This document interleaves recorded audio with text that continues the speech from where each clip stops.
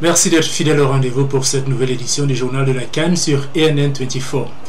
Sixième journée de la compétition, la Côte d'Ivoire, qui a clairement affiché ses ambitions dès le début de cette Coupe d'Afrique des Nations, a confirmé son statut de favori en étant la première équipe à se qualifier pour les quarts de finale. Les Ivoiriens qui n'ont pas fait de détails face aux modestes Béninois battus 4-1 au terme d'un match dominé de bout en bout par les éléphants. Les buts ivoiriens ont été inscrits par Didier Drogba qui a marqué là son premier but de la compétition, Yaya Touré, le joueur du FC Barcelone, Kader Keita et Aruna Dindane. Voici la réaction de quelques supporters ivoiriens vivant à Londres. Quelle est votre réaction? Je suis contente comme tous les Ivoiriens. Je trouve qu'on a bien joué. Et vous pensez que la Côte d'Ivoire peut gagner? Bien sûr. On a gagné. Bon, c'est pas la peine de revenir le mardi prochain parce qu'on est déjà au deuxième tour.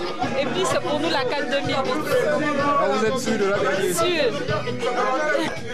Quand une équipe pareille finit par 4 buts à 1, on aurait voulu 7 à 1 pour être encore plus fier. Mais comme il y a un système un peu vaudou, on a pu relâcher le mouvement à 4 à 1. Mais pour simplement te dire que la Côte d'Ivoire c'est la meilleure, et RSA pareil, RSA toujours meilleur, on va prendre cette coupe. Alors, réaction. Ah ouais, c'est un match très facile. Hein? On a dû gagner 10 à 0. On est très fâchés. En fin de compte, la Côte d'Ivoire s'est en sortie et nous sommes tous fiers. Et vous pensez que la Côte d'Ivoire peut gagner la CAN? Ben écoutez, tout est possible. On peut bien gagner. Et le score, 4 buts à 1. 4 buts à 1, je pense qu'on aurait pu faire mieux. Mais 4 buts à 1, c'est bon à prendre.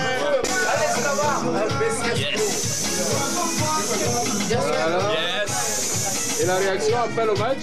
La réaction après le match, c'est un match qui est gagné de façon confortable. On n'a vraiment rien à signaler.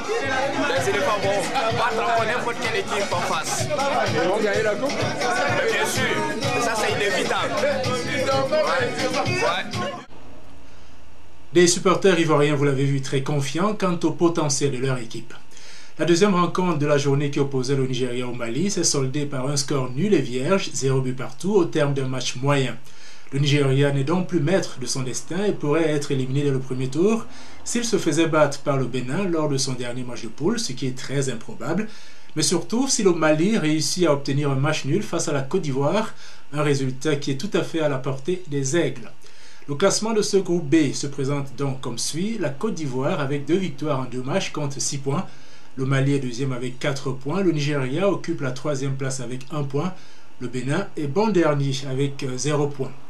Suite de la compétition ce samedi 26 janvier avec 2 matchs comptant pour la deuxième journée dans le groupe C.